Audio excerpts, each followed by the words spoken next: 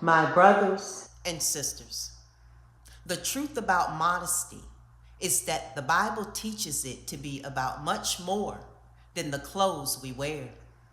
It's about the body and the heart of Mashiach we are representing.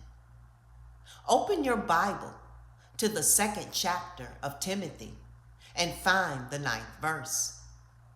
Here it says, "The women adorn themselves in modest apparel, with propriety and moderation, not with braided hair or gold or pearls or costly clothing."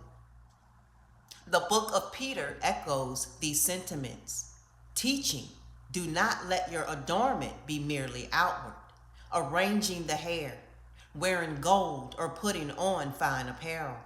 Rather, let it be the hidden person of the heart, with the incorruptible beauty of a gentle and quiet spirit, which is very precious in the sight of Yahuwah.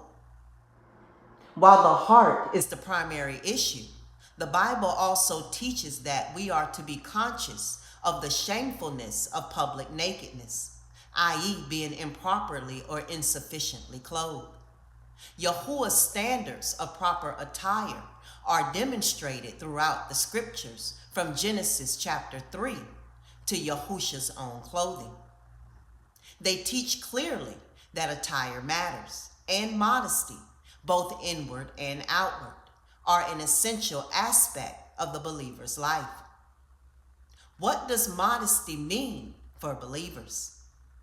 If you turn on the television, go to the mall, or look at billboards as you drive down the highway, then you know our country has a serious problem with the way we dress.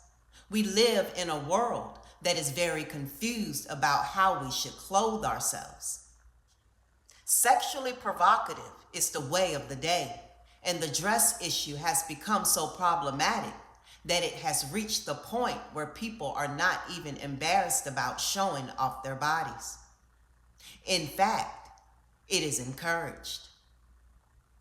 You have probably seen many commercials about dieting. The theme often is to lose enough weight so the woman will be able to wear a tiny bikini at the beach. She is not at all embarrassed about it. The prophet Jeremiah said the people of his day had lost the ability to blush.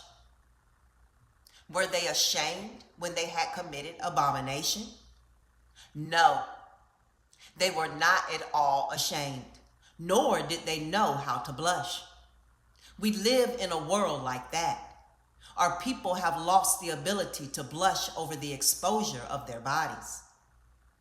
One preacher said, "I would like to find out what kind of fruit Adam and Eve ate that made them realize they were naked, because I'd like to pass it around again." The statement was tongue-in-cheek, but the preacher was right. Because many people need to have their eyes open to what is appropriate and what is inappropriate. The world today is very confused with regard to how we ought to dress, but a believer is not like the world. A believer cannot be like the world. We are different. We have been called out of the world. 1 John 2:15 says, "Do not love the world or the things in the world. If anyone loves the world, the love of the Father is not in him." Romans 12:2 says, "And do not be conformed to this world, but be transformed by the renewing of your mind, that you may prove what is that good and acceptable and perfect will of Yahuwah." Sadly, the problem of immodesty, lack of clothing, has affected believers and has crept into the church.